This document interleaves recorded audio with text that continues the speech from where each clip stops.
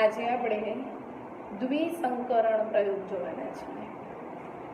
દ્વિસંકરણ એનો અર્થ શું થાય તો બે જનીનોનું વારસાગમન. દ્વિસંકરણ થયું ને, બરાબર? બે જુદા જુદા જનીનો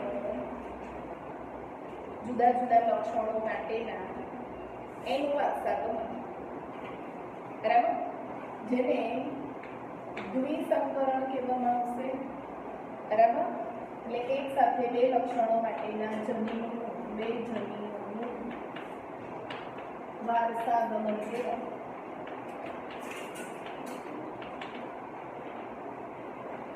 ઓકે, બરાબર.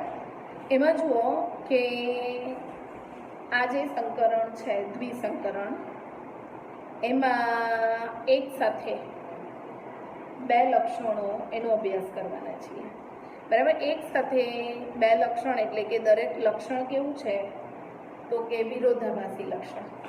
જેમ કે એક સંકરણમાં આપણે એક લક્ષણ એમાં વિરોધાભાસી લક્ષણ પણ હતું, જેમ કે ઊંચાઈ ધરાવતા છોડ અને નીચો છોડ. બરાબર, તો એ વિરોધાભાસી લક્ષણ કહેવાય.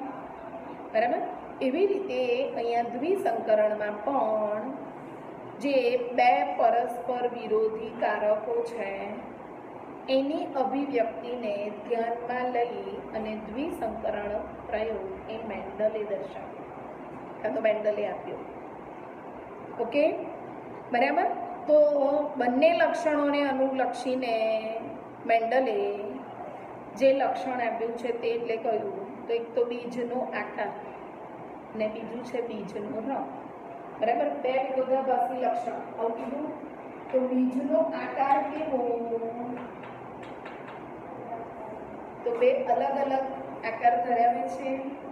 કયા કયા બે અલગ અલગ આકાર તો એક તો બીજનો આકાર એ લીસો અથવા તો લીસા બીજ અને બીજા છે ખરબચડા બીજ. આ વિરોધાભાસી લક્ષણ કહેવાય. બરાબર, બીજું શું છે તો બીજનો રંગ કયા છે તો કે પીળા રંગના બીજ અને એનું વિરોધાભાસી લક્ષણ છે લીલા રંગના બીજ.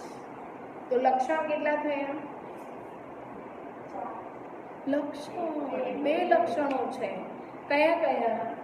એક તો બીજનો આકાર, બીજું છે બીજનો રંગ. બરાબર, એના કારકો એક કોના માટે હોઈ શકે તો વિરોધાભાસી લક્ષણ છે. કેમ તો કે કેટલાક બીજ એવા પણ છે કે જે લીસી સપાટી ધરાવે છે અને કેટલાક બીજ એવા પણ છે કે જે ખરબચડી સપાટી ધરાવે. બરાબર, એટલે બીજનો આકાર થયો કે નહીં? બરાબર, બીજું લક્ષણ કેવું છે તો કે બીજનો રંગ. એટલે શું તો કે કેટલાક બીજ એવા છે કે જે પીળા રંગના છે અને કેટલાક છે લીલા રંગના. તો પીળો અને લીલો વિરોધાભાસી લક્ષણ થયું. ખ્યાલ આવ્યો? બરાબર, આ બે લક્ષણોને ધ્યાનમાં લઈ અને મેન્ડલે આપણને દ્વિસંકરણનો પ્રયોગ આપ્યો છે. બરાબર, અને એના માટે આપણે એવું કહીએ છીએ કે બીજના આકારની અંદર જે ગોળાકાર બીજ છે એના માટેનું અથવા તો ગોળાકાર સપાટી લીસાની જગ્યાએ ગોળાકારની લખી શકાય. ગોળાકાર માટેનું કારક એને કેપિટલ આર વડે દર્શાવે. બરાબર, અને ખરબચડા બીજ માટેનું છે ને સ્મોલ આર વડે દર્શાવે. બીજા લક્ષણની અંદર પીળો રંગ એના માટેનું કારક કેપિટલ વાય અને લીલા રંગ માટેનું કારક સ્મોલ વાય છે. બરાબર, તો આ એના કારકો થયા. હવે જુઓ કે આપણે પ્રભુતાનો નિયમ અથવા તો એક સંકરણમાં આપણે જોયું હતું કે બે જનીનો એક સાથે હોય છે. બરાબર, પિતૃની અંદર જે જનીનો છે એમાં એક પ્રકારના પિતૃ એવા છે કે જે પ્રભાવી છે, બીજા કેવા છે પ્રચલિત છે. બરાબર, અહીંયા પણ કેપિટલ આર જે છે એ સ્મોલ આર ઉપર પ્રભાવી છે. બરાબર? આનો અર્થ એવો થાય કે કેપિટલ આર કારક એ પ્રભાવી કારક છે અને સ્મોલ આર કારક એ પ્રચ્છન્ન કારક છે. બરાબર? સેકન્ડમાં તો કેપિટલ વાય આ પ્રભાવી કારક છે, રંગ માટેનું, પીળા રંગ માટેનું. બરાબર? અને સ્મોલ વાય આ પ્રચ્છન્ન છે. કોના પર? કેપિટલ વાય છે એ સ્મોલ વાય ઉપર પ્રભાવી કહેવાય. બરાબર? આનો અર્થ શું થયો કે જે પ્રભાવી છે એ પોતાનું પ્રભુત્વ આપે છે. પ્રભાવી અને પ્રચ્છન્ન એનો અર્થ શું થાય? બંને કારકો જો સાથે છે તો જે પ્રભાવી છે એ પોતાની અભિવ્યક્તિ આપે છે. બરાબર? અને જો પ્રચ્છન્ન છે તો પ્રભાવીની હાજરીમાં પોતાની અભિવ્યક્તિ નહીં આપે. બરાબર? બિલકુલ અભિવ્યક્તિ નથી આપતા એમ નથી કહેતા આપણે. શું કહીએ છીએ? તો પ્રભાવીની હાજરીમાં પોતાની અભિવ્યક્તિ નહીં આપે, પણ જો પોતે સ્વતંત્ર છે તો અભિવ્યક્તિ આપે છે. ઓકે? સમજમાં આવ્યું કે ના? ખબર પડી કેવી રીતે અભિવ્યક્તિ આપે છે? બધા લોકોને કહું છું બોલવા માટે.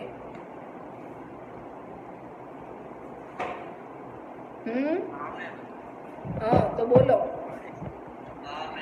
હવે જુઓ, આ લક્ષણો એને એના વૈકલ્પિક કારકો કહેવામાં આવે. બરાબર? કાં તો લીલા, કાં તો પીળા, કાં તો લીસા, કાં તો ખરબચડા. તો આને શું કહેવામાં આવે? એમના વૈકલ્પિક જનીનો કહેવામાં આવે. એટલે દ્વિસંકરણનો પ્રયોગ છે તે કેવો છે?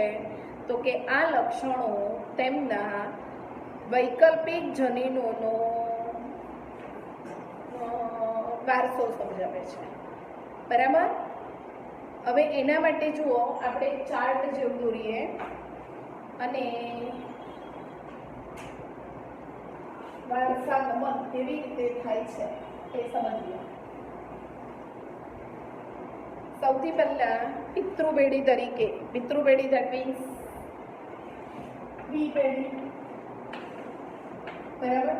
પી પેઢીની અંદર આપણે કૃત્રિમ સંકરણ કરાવીએ છીએ. બરાબર? વટાણાનો છોડ દ્વિલિંગી છે, એમાંથી ઇમેસ્ક્યુલેશન અને બેગિંગ પદ્ધતિ દ્વારા એક છોડ માદા અને બીજા છોડને નર તરીકે લેવામાં આવે, પસંદ કરવામાં આવે. બરાબર? અને જે છોડને પસંદ કરવામાં આવે છે એની અંદર બે વિરોધાભાસી લક્ષણો હોય એવા છોડને પિતૃ તરીકે લેવામાં આવે છે. ઓકે? બરાબર? એમાં બે પિતૃમાં એક પિતૃ એવા છે કે જેને ગોળાકાર સપાટી છે અને પીળો રંગ છે. બરાબર? તો ગોળાકાર સપાટી, આનો મીન્સ ગોળ અને પીળા બીજ. ક્લિયર? એના માટેના જનીન કેવા છે? તો કે ગોળાકાર સપાટી માટેના કારકો હંમેશા છોડમાં હોય. બરાબર? એટલે કેપિટલ આર, કેપિટલ આર. પીળા રંગ માટેના કેપિટલ વાય, કેપિટલ વાય. બરાબર? બીજા બિંદુ કેવા છે? તો કે ખરબચડી સપાટી ધરાવે બીજની અને લીલો રંગ ધરાવે છે. એટલે ખરબચડા અને લીલા રંગ માટેના કારકો છે. બરાબર? ખરબચડા માટે કોણ છે? Small R. અને લીલા રંગ માટે કોણ છે? Small R. ઓકે? સમજણ પડી? હવે જો એના જન્યુઓ છે, બરાબર? જન્યુ હંમેશા એકકીય હોય. દૈહિક કોષનું અર્ધીકરણ થાય અને એના જનન અંગો, બરાબર, એમાં અર્ધીકરણ થવાથી આનો મતલબ દ્વિકીય માતૃકોષ છે તો એનું અર્ધીકરણ થાય અને ત્યારે એમાંથી એકકીય જન્યુ બને. બરાબર. એટલે જન્યુની અંદર શું આવશે? તો કે બધા જ જન્યુ એકકીય છે. બરાબર. એટલે જેટલા પણ જન્યુ નિર્માણ થાય એની અંદર કયા કારકો હશે? સિંગલ. બરાબર. એટલે શું? Capital R, capital Y. એક રંગ માટેનું, બીજું સપાટી માટેનું. ઓકે. સેમ અહીંયા પણ એવું જ હશે. એક રંગ માટેનું, બીજું સપાટી માટેનું. ઓકે. બરાબર. બે જુદા જુદા છોડ છે, એની વચ્ચે શું કરાવવામાં આવે? પરફલન. બરાબર. છોડ જુદા છે, જુદા જુદા છોડ વચ્ચે કરાવવામાં આવતું ફલન, જેને આપણે પરફલન તરીકે ઓળખીએ છીએ. બરાબર. અને એના દ્વારા જે સંતતિ નિર્માણ થઈ અને આપણે F1 પેઢી કહીએ છીએ. બરાબર. તો F1 પેઢીની અંદર જેટલી પણ સંતતિ નિર્માણ થઈ એ બધી જ સંતતિની અંદર આવતા કારકો કાં તો વારસાગમન કરતા કારકો છે એ કયા? તો capital R, small R, capital Y, small Y. બંને જન્યુઓનું જોડાણ થાય એટલે જે યુગ્મનજ બને એની અંદર બંનેના કારકો આવશે. બંનેની સપાટી માટેના, બંનેના રંગ માટેના. બરાબર. અને એ જ યુગ્મનજ એ પ્રથમ કોષ છે બીજી પેઢીનો. એટલે F1 સંતતિની અંદર કારકોની હાજરી કઈ? તો કે બધા જ પ્રકારના કારકોની હાજરી છે. બરાબર. પણ કેવું લક્ષણ પ્રદર્શિત કર્યું એણે? તો કે જેટલા પણ છોડ નિર્માણ થયા એ બધા જ F1 પેઢીના જે હતા તે કેવા છે? તો કે ગોળાકાર સપાટી ધરાવે છે અને પીળો રંગ આપે છે. એટલે F1 પેઢીની સંતતિ કેવી આવી? તો બીજની સપાટી ગોળાકાર અને બીજનો રંગ પીળો. બરાબર. આનો અર્થ એવો થયો કે અહીંયા આ પ્રભાવી છે કોના ઉપર? ખરબચડી સપાટી ઉપર. ગોળાકાર સપાટી પ્રભાવી છે. સેમ લીલા રંગ ઉપર લીલો રંગ પ્રભાવી છે. બરાબર. એટલે પ્રભુતાનો નિયમના આધારે આપણે જોઈએ તો પ્રભુત્વ કોનું? જે પ્રભાવી છે એનું. પ્રચ્છન્ન પોતાની અભિવ્યક્તિ પ્રભાવીની હાજરીમાં આપી નહીં શકે. વિશ્લેષણનો નિયમ. ઓકે. બે સાથે હોય ત્યારે. એટલે અહીંયા પ્રભાવી જે હશે એ પોતાની અભિવ્યક્તિ આપે છે. પ્રભાવી આર એટલે કે ગોળ, વાય એટલે કે પીળા. એટલે કઈ સંતતિ મળી? ગોળાકાર હોય અને પીળો રંગ. જે રંગ અથવા જે લક્ષણ પિતૃવેદીમાં જોવા મળે છે પણ બંનેના કારકો જુદા છે. બરાબર. એટલે F1 પેઢીના કારકો પિતૃવેદીના કારકોથી કેવા થઈ ગયા? બદલાઈ ગયા. ખ્યાલ આવી ગયો? હવે જુઓ, આ જ પેઢીની સંતતિ જેટલી પણ સંતતિ નિર્માણ થઈ એમાં capital R, small R, capital Y, small Y આ કારકો હશે. બરાબર. આ જ પેઢીના બીજા છોડ સાથે એનું સ્વફલન કરાવવામાં આવ્યું. બરાબર. એટલે F1 પેઢીની જે સંતતિ છે ને પિતૃ તરીકે પસંદ કરવામાં આવી અને એના જે જન્યુઓ છે તે કયા હોઈ શકે? તો કોઈ પણ બે જન્યુમાં કોઈ પણ બે લક્ષણો માટેના કારકો હશે. બરાબર. એટલે કયું? તો એક સપાટી માટે, બીજું રંગ માટે. ડન. બરાબર. કોઈ પણ બે સંતતિ આપણે કહીએ છીએ એની વચ્ચે શું કરવામાં આવે છે? તો કે સ્વફલન. બરાબર. એના જન્યુ કયા હોઈ શકે? તો એક રંગ માટેનું હોય, બીજું સપાટી માટેનું હોય. બરાબર. અહીંયા આપણે જોઈએ આ જે છે રંગનું થયું, સપાટીનું થયું અને આ જે છે રંગનું થયું. બરાબર, એટલે કેપિટલ આર એક જન્યુ અત્યારે માત્ર કેપિટલ આર ને આપણે ધ્યાનમાં લઈએ છીએ.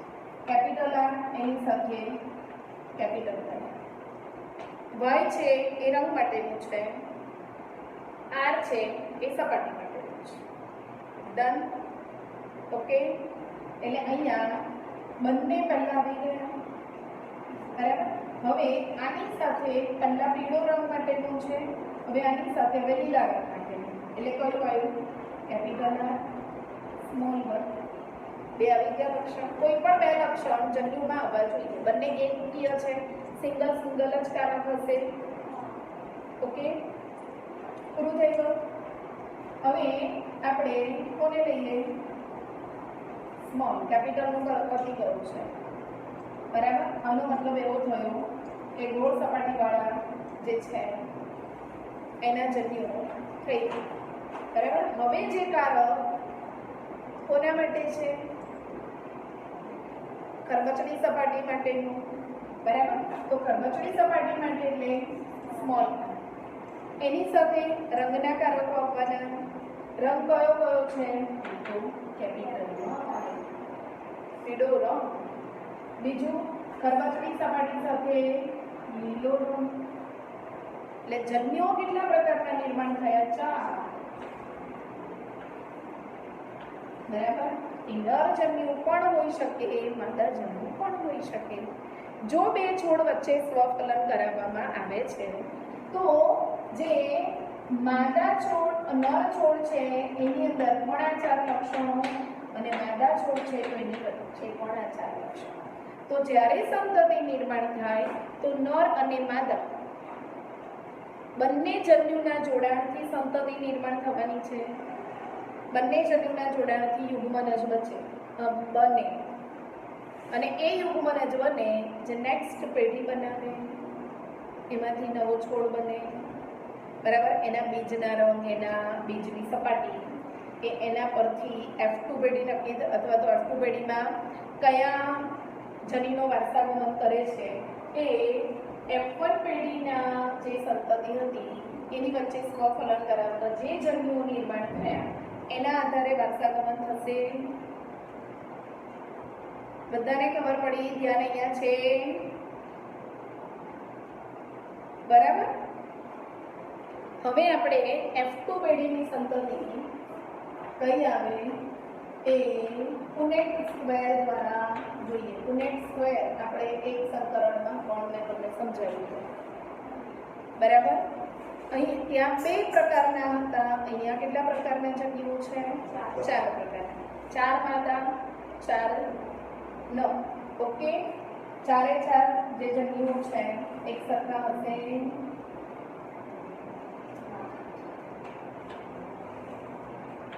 એમાં જુઓ, પહેલા આપણે અહીંયા નર જન્યુ લખીશું, અહીંયા આપણે માદા જન્યુ.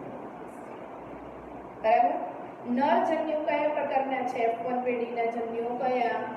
તો પહેલું આપણે કીધું કેપિટલ આર, કેપિટલ વાય. આનો મતલબ શું થયો? આ જન્યુની અંદર કયું લક્ષણ આવ્યું? પીળો. બરાબર, સેકન્ડ જન્યુ સ્મોલ વાય, સ્મોલ આર અને કેપિટલ વાય. આની અંદર કયું આવ્યું લક્ષણ? ખરબચડા અને પીળો રંગ ધરાવે છે. ઓકે, એના પછીનું થર્ડ, બંને સપાટી માટેના આવી ગયા, કેપિટલ અને સ્મોલ આવી ગયા. બરાબર, હવે આપણે શું જોઈએ? તો રંગ માટેના પીળા રંગના બંને આવી ગયા છે. હવે લીલા રંગ માટેના કેપિટલ આર, સ્મોલ આર. પછી અહીંયા સ્મોલ આર છે અને સ્મોલ આર.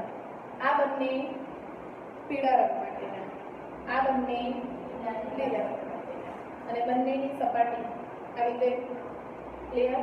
આ જે છે એ કયા જન્યુઓ? તો નર જન્યુઓ છે. ક્લિયર? પુનેટ સ્ક્વેર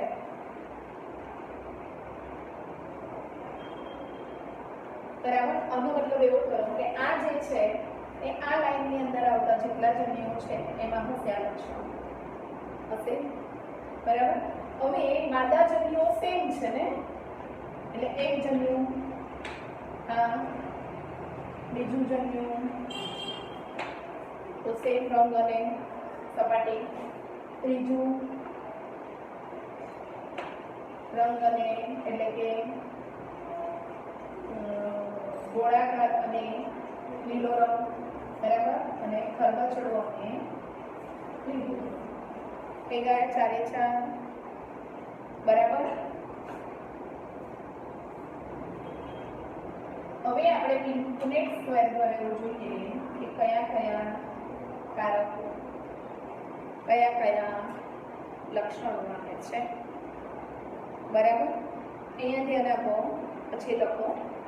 જુઓ, આ જે બોક્સ છે આની અંદર એટલું ધ્યાન રાખવાનું આપણે કે કેપિટલ આર અને કેપિટલ વાય છે, તો બધાની અંદર કેપિટલ આર કેપિટલ વાય હોય જ. પોતાની લાઈન છે એને છોડવાની નહીં. બરાબર. સેમ અહીંયા અને સેમ અહીંયા માટે પણ સેમ કે આ જે લાઈન છે એની અંદર આ જન્યુ આવવું જોઈએ. બરાબર. જ્યારે આપણે એના લક્ષણો લખીએ છીએ ત્યારે આમાં ખાસ ધ્યાનમાં લેવાની, એ તો મિક્સ થઈ જશે.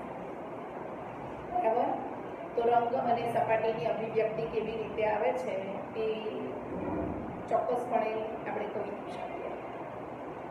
ઓકે. એટલે ફર્સ્ટ બોક્સ છે એની અંદર આ બંને કારકો આવશે. ઓકે. કયા કયા? Capital R, capital Y, capital. બે રંગ માટેના, બે સપાટી માટેના. થઈ ગયું. ચાલો એના પછી સેકન્ડ બોક્સ લઈએ. એના પછી બરાબર. આની અંદર શું આવશે? આ કારકો આવે ને અહીંયા આ લાઈનમાં જોઈએ તો ઉપર કયા છે? Capital R, small R, capital Y, capital છે ને, બરાબર. એના પછી બધા બોલો. સ્મોલ, બરાબર. એના પછીના capital R, small R, capital Y, small Y. હવે તમે લખવું હોય તો લખી શકો છો. ખ્યાલ આવી ગયો એક લાઈનમાં? Okay. Capital R, small R, capital Y, capital. Okay. અહીંયા જો બંને સ્મોલ આર છે એટલે બંને પ્રચ્છન્ન જન્યુઓ છે. સપાટી માટેના, રંગ માટેના બંને પ્રભાવી છે. બરાબર. અહીંયા પ્રભાવી અને પ્રચ્છન્ન બેવ છે. બરાબર. અહીંયા સપાટી માટેના પ્રચ્છન્ન છે અને રંગ માટે પ્રભાવી પ્રચ્છન્ન બંને છે. ક્લિયર? એના પછી નેક્સ્ટ થર્ડ, એમાં તમે જુઓ તો રંગ માટેના બંને પ્રભાવી છે. સપાટી માટે બંને પ્રભાવી છે. રંગ માટે પ્રભાવી અને પ્રચ્છન્ન બંને છે. બરાબર.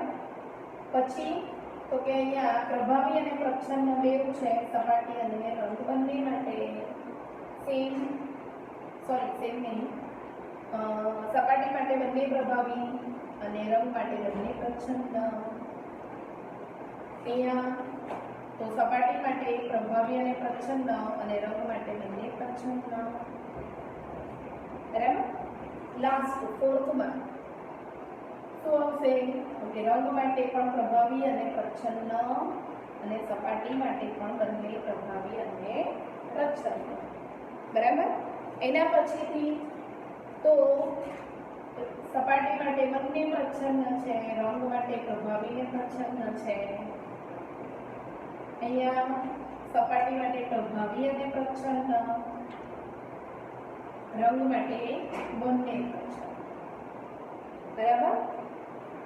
અને લાસ્ટમાં સપાટીના પણ પ્રચ્છન્ન, રંગના પણ પ્રચ્છન્ન છે. થઈ ગયું? બરાબર. આટલા પ્રકારના કારકો ધરાવતી સંતતિ F2 પેઢીમાં નિર્માણ થાય. થઈ ગયું? ખબર પડી? બરાબર. અને આ બધા જે છે કારકો જુદા જુદા પ્રકારના છે ને? ઓકે, ટોટલ અહીંયા આપણે જોઈએ તો સપોઝ 4 જન્યુ છે બંને પ્રકારના, એમાંથી છોડ જેટલા નિર્માણ થાય એ કેટલા થશે? 16 પ્રકારના થાય. બરાબર. જેટલા પણ છોડ છે એ નિર્માણ કરીએ તો એનું પ્રમાણ કેવી રીતે નક્કી કરી શકાય? તો કે જીનોટાઈપ અને ફિનોટાઈપ. બરાબર. ફિનોટાઈપ એટલે શું? એના બાહ્યાકાર લક્ષણો કેવા છે, એનું સ્વરૂપ કેવું છે, તો એ ફિનોટાઈપ કહેવાય. જીનોટાઈપ એટલે શું? તો એના જનીન પ્રકાર, કારકોના પ્રકાર કેવા છે, તો એને જીનોટાઈપ. આ બધા જે છે એને આપણે જીનોટાઈપ કહીશું. હવે એના કયા લક્ષણો પ્રદર્શિત થાય છે તો એનું સ્વરૂપ કહેવાય, તો એના ફિનોટાઈપ કહેવાય. બરાબર. ચલો સ્ટેપ બાય સ્ટેપ આપણે જોઈએ. બરાબર. તમારે ગણવાનું છે, હું અહીંયા લખીશ કયા આવી શકે. પ્રભાવી હોય એ પોતાની અભિવ્યક્તિ આપે છે. પ્રચ્છન્ન એ પ્રભાવીની હાજરીમાં પોતાની અભિવ્યક્તિ નહીં આપે. આ બે વાત આપણે યાદ રાખવાની. ડન. બરાબર. ચાલો પહેલામાં શું આવે બોલો તો? સપાટી કેવી આવશે? ગોળ. અને રંગ કેવો આવે? પીળો. સરસ. આમાં ગોળ પીળો, આમાં પીળો, આમાં ગોળ અને પીળો. ઓકે. સેકન્ડ લાઈન ગોળ પીળો, અહીંયા સ્મોલ આર જે છે ખરબચડા માટેનું કારક છે જણીન. બરાબર. એટલે ખરબચડો અને પીળો. અહીંયા ગોળ અને પીળો, અહીંયા પીળો. ફાઇન. આમાં પીળો રંગ, ગોળ અને પીળો, આમાં લીલો, પીળો રંગ.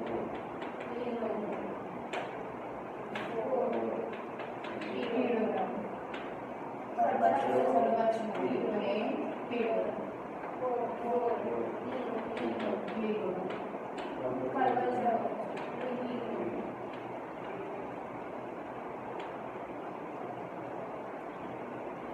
સમજણ પડી ગઈ?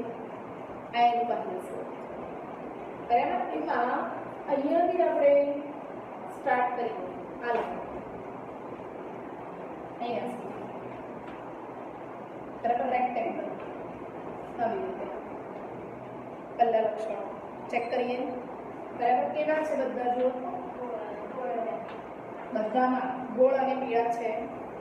કેટલા થયા? 1 2 3 4 5 6 7.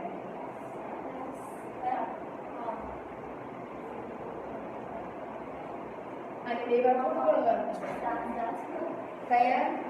હવે ગોળ અને પીળા સેકન્ડ રોમાં ક્યાં છે? એ બી રેક્ટેંગલમાં જોવાનું, એટલે આપણને ગણતરીમાં ભૂલ નહીં પડે. બરાબર. ગોળ અને પીળા ક્યાં છે? પછી સેકન્ડ રોમાં છે, બીજી કોઈ જગ્યાએ રેક્ટેંગલમાં. અહીંયા કેટલા હતા? ફર્સ્ટમાં 7 અને +2 9. બરાબર.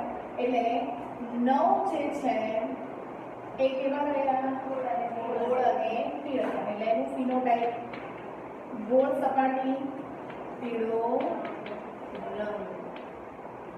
કઈ કહું?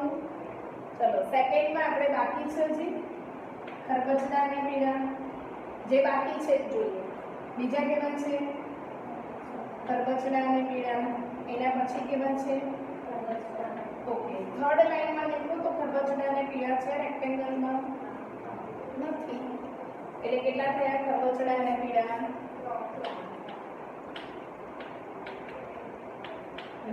પીળો રંગ ધરાવતા 3. બરાબર. ઓકે.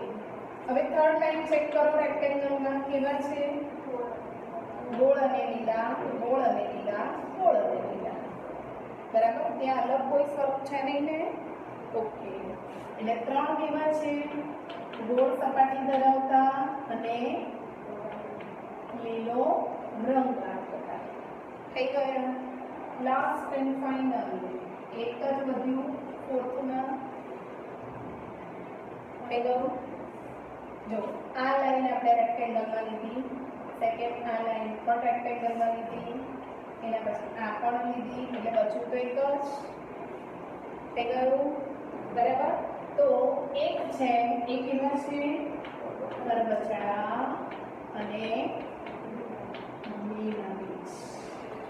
બરાબર, ટોટલ જો 16 છોડ છે તો 9 ગોળ અને પીળો રંગ છે, 3 ખરબચડા અને પીળા રંગ છે, 3 ગોળ અને લીલા રંગ છે અને 1 ખરબચડો અને લીલો રંગ. ટોટલ 16 થઈ ગયા. કાઉન્ટ કરો તો થઈ ગયા. બરાબર, એટલે જેટલી પણ સંતતિ નિર્માણ થઈ એ બધી સંતતિમાં દ્વિસંકરણ માટે મેન્ડલે જે પ્રમાણ આપ્યું એ કેટલું? 9:3:3:1. બરાબર, આ શું છે? તો એનું ફિનોટાઇપ કહેવાશે. બરાબર, એટલે ફિનોટાઇપ માટેના કારકો એનું પ્રમાણ છે. જનીનો. ક્લિયર? ફિનોટાઇપ તો ખાલી 4 પ્રકારના જ મળ્યા. કયા 4? તો કે ગોળ અને પીળો રંગ ધરાવતા હતા, બીજા ખરબચડો અને પીળો રંગ ધરાવતા હતા, ત્રીજા ગોળ અને લીલો રંગ ધરાવતા હતા અને ચોથું ખરબચડા અને લીલો રંગ. 4 ફિનોટાઇપ મળ્યા. બરાબર, અને જીનોટાઇપ કેટલા મળ્યા? તો 9:3:3:1. ક્લિયર?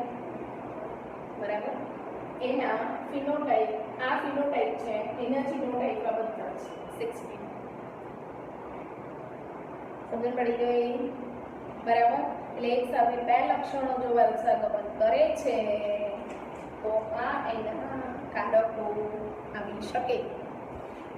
ક્લિયર? સમજણ પડી બધાને? સ્વરૂપ પ્રકાર અને જનીન પ્રકારમાં કેના ખબર પડી? ઓકે, ચાલો.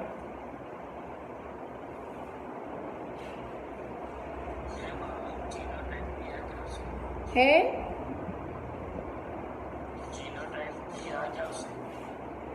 જીનોટાઇપ તો આવ્યું ને? આ જુદા જુદા પ્રકાર છે, બધા એક સરખા જીનોટાઇપ નથી. દેખો તમે, ભલે ગોળ અને પીચ પીળા છે પણ અહીંયા બદલાયું છે, અહીંયા બદલાયું છે, અહીંયા બદલાયું છે. એક કરતા બીજા બદલાય છે ને? સમજણ પડી?